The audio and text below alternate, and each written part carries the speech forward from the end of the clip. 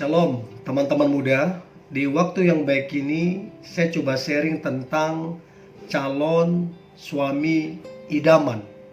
Itu seperti apa? Dan sebelum kita bahas, silakan di subscribe, tekan tanda loncengnya supaya teman-teman mendapatkan pemberitahuan video-video terbaru dari saya. Oke, calon suami idaman. Nah, sebelum kita bahas poin-poinnya, sebagai wanita harus bisa melihat laki-laki terbaik itu seperti apa.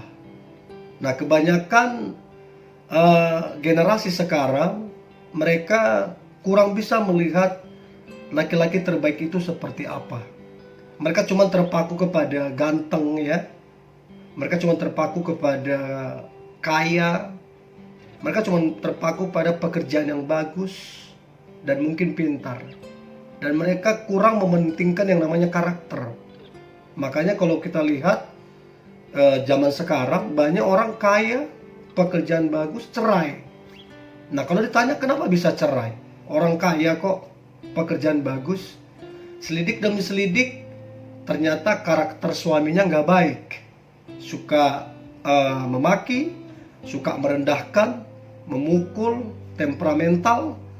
Nah, akhirnya istrinya tertekan batin dan rumah tangga itu jadi berantakan. So, kita mesti tahu melihat laki-laki terbaik itu seperti apa. Makanya begini, butuh waktu mengenal, ya, mengenal karakternya seperti apa, mengenal kecenderungannya. Dia kalau apa cenderung bagaimana, kalau ada masalah cenderung bagaimana. Terus mengenal prinsip hidupnya. Nah, prinsip hidup ini sangat penting karena prinsip hidup sangat menentukan karakter seseorang. Terus kemudian mengenal responnya. Ketika ada masalah, ketika ada tekanan, respon dia seperti apa. Itu penting. Mengenal pergaulannya. Pergaulannya seperti apa. Alkitab bilang pergaulan yang buruk merusak kebiasaan yang baik. Terus mengenal juga dosanya. Ada perempuan udah tahu dosa laki-laki ini seperti apa, tapi dia cuek karena tampan, kaya, pekerjaan bagus. Ada yang begitu. Kita juga mesti mengenal masa lalunya. Ya, artinya ya kita istilahnya bukan saya bilang Anda menolak masa lalu seseorang, dalam arti masa lalunya itu dulu bagaimana, pernah kawin apa tidak, pernah nikah apa tidak, pernah sempat punya anak apa tidak. Nah, ini kan kita mesti tahu masa lalunya. Jangan sampai udah menikah ketahuan pernah nikah sebelumnya, ketahuan ternyata pernah punya anak dari orang lain. Nah, ini kan kita mesti tahu masa lalunya. Terus kita juga mesti mengenal keluarganya. Kenapa mesti mengenal keluarganya? Sebab ada orang tua tertentu yang kurang bisa mendidik anaknya. Saya dapati beberapa pernikahan muda, bahkan teman sendiri, mereka bubar pernikahannya karena orang tuanya justru menyarankan, udahlah pisah aja dengan istrimu. Nah, yang ini kan kita mesti bijak mempelajari, ini keluarganya bagaimana sih? Takut Tuhan apa tidak? Menerapkan kebenaran apa tidak? Ini kita mesti kenal. Makanya saya sebagai hamba Tuhan, saya tidak percaya yang namanya cinta yang instan, cinta pada pandangan pertama. Nggak ada. Ini bahaya sekali. Cinta itu realistis. Artinya realistis, dia bisa diukur. Artinya bagaimana, dewasa apa tidak, bagus apa tidak karakternya, takut Tuhan apa tidak. Nah, bertanggung jawab apa tidak, dia realistis, bisa diukur. Kita nggak bisa bilang, Pak, saya begitu lihat dia hatiku dak-dikduk, ada getaran, aku sedang jatuh cinta. Nggak boleh. Itu bukan cinta. Sebab lihat suami orang kita bisa dak-dikduk, lihat istri orang kita bisa dak-dikduk. Jadi antara cinta dengan perasaan berbeda jauh. Sekalipun cinta sekalipun perasaan ada di cinta, tapi persenannya cuma sedikit. Jadi cinta itu realistis, ya. Kemudian butuh pengenalan. Nggak bisa kita baru lihat langsung ini, nggak bisa. Itu cuman emosional namanya.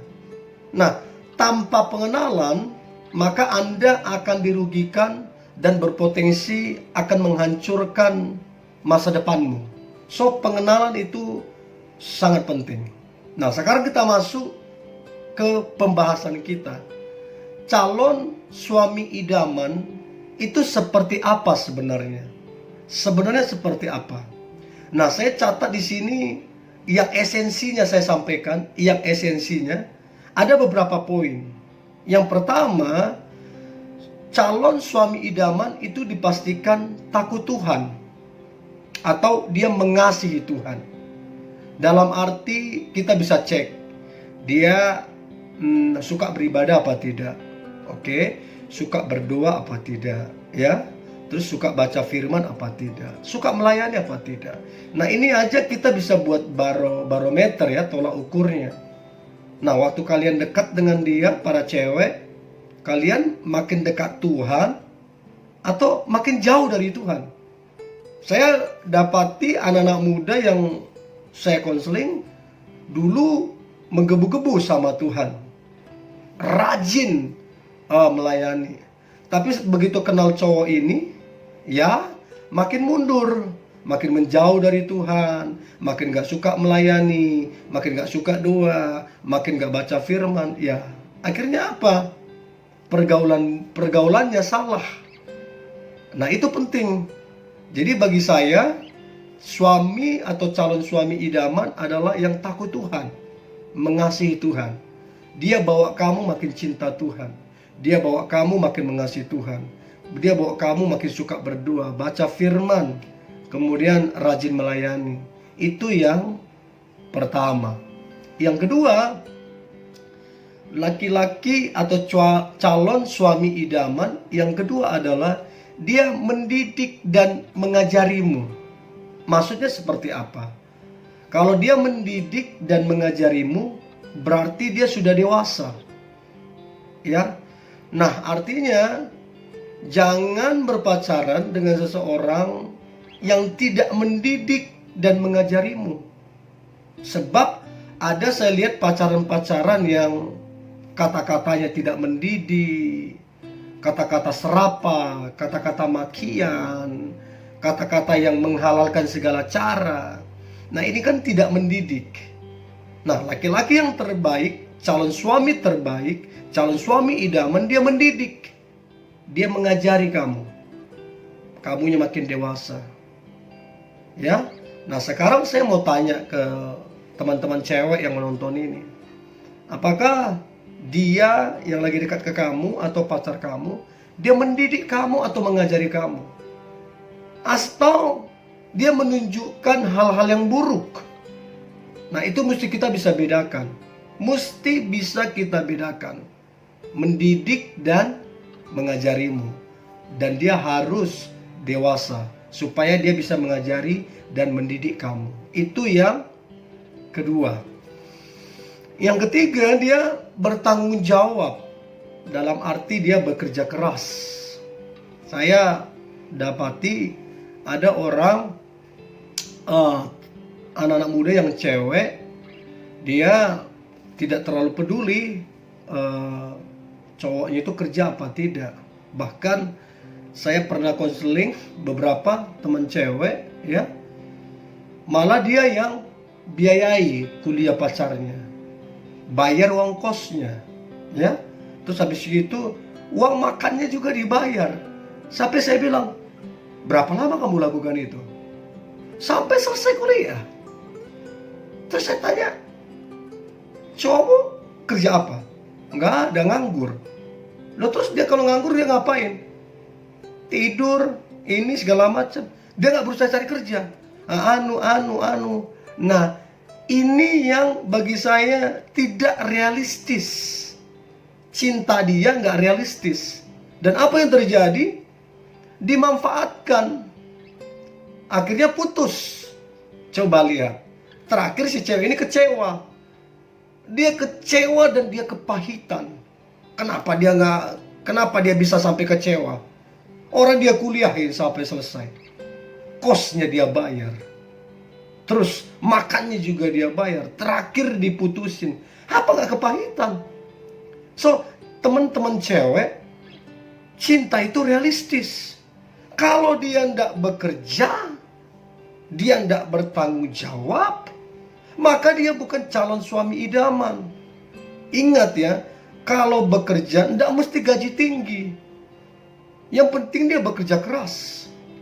Dalam arti dia juga nggak stuck di situ. Dia terus bekerja keras. Dia bagaimana supaya dia bisa progres.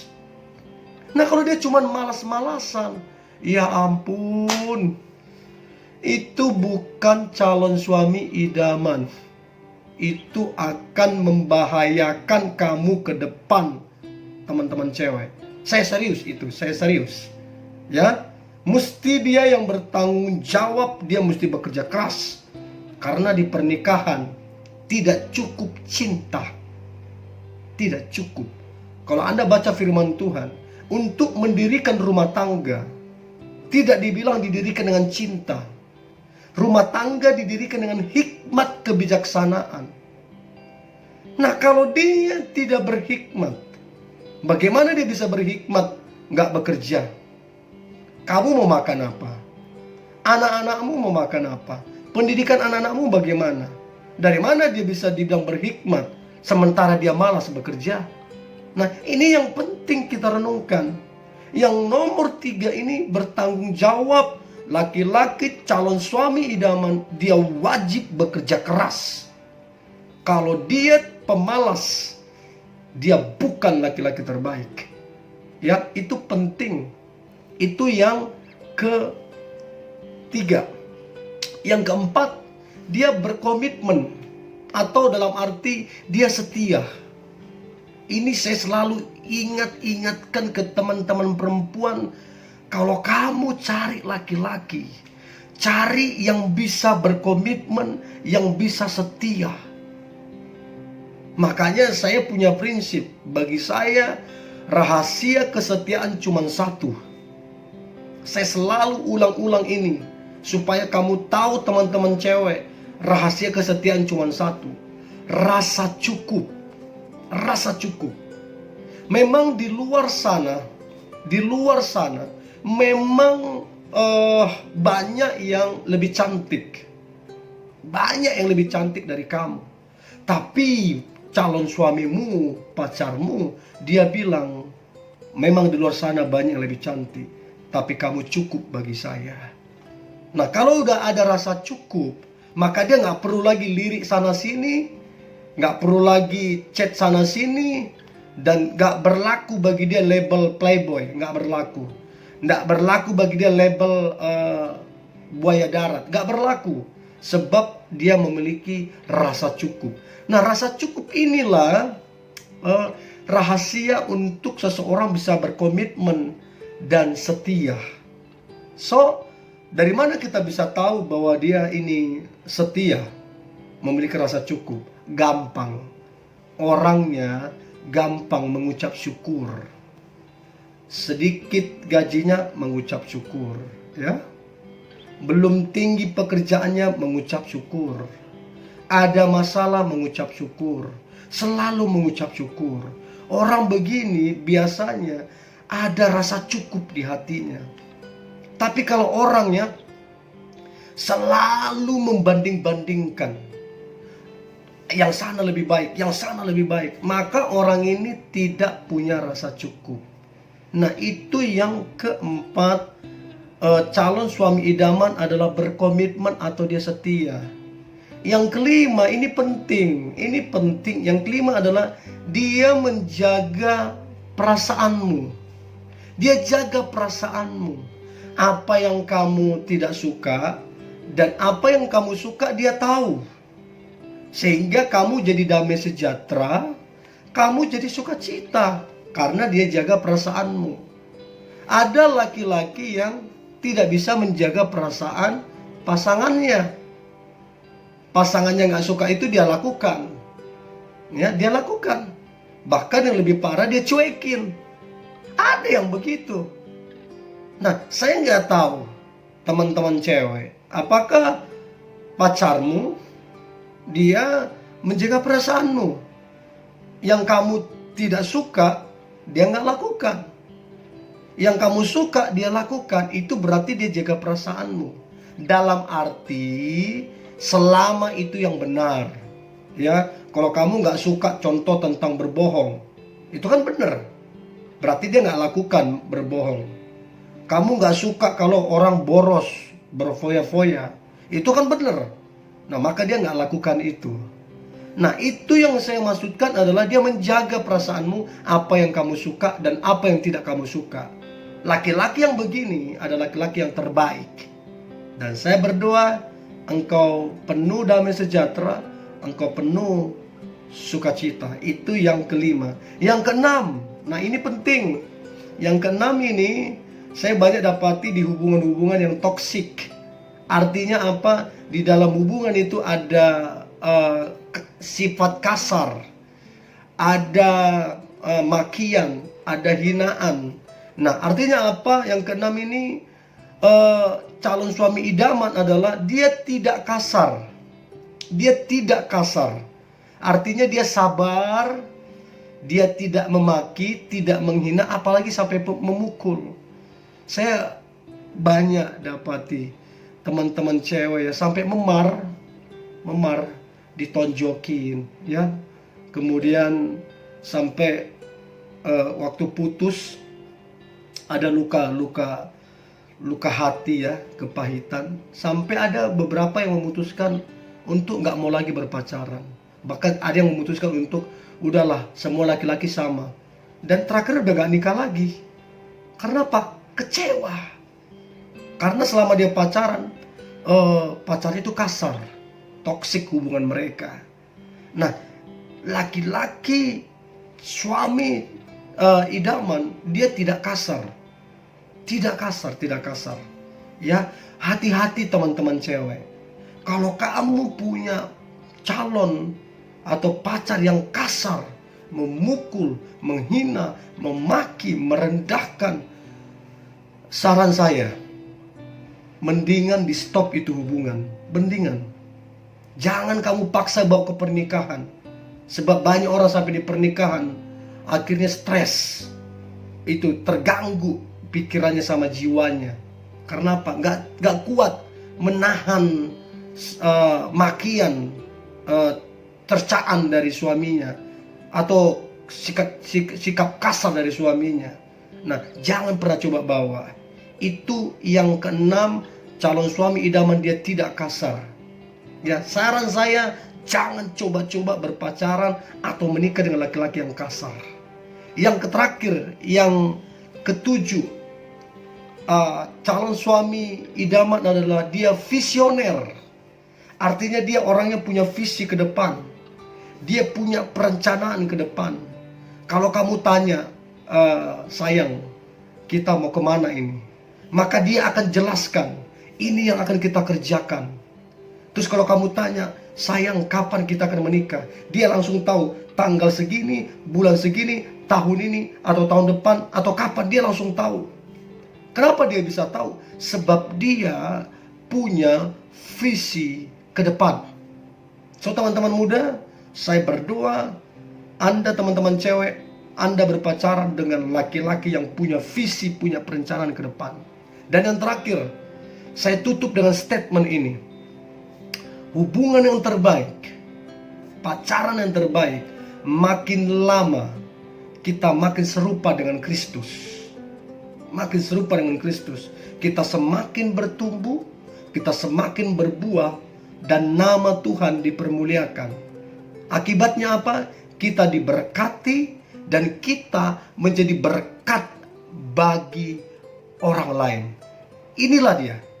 Dan saya berdoa Anda menikah dengan laki-laki terbaik, dengan suami idaman. Dan saya percaya tahun ini Tuhan akan menyatakan mujizat bagimu. So, ini yang boleh saya bagikan teman-teman muda.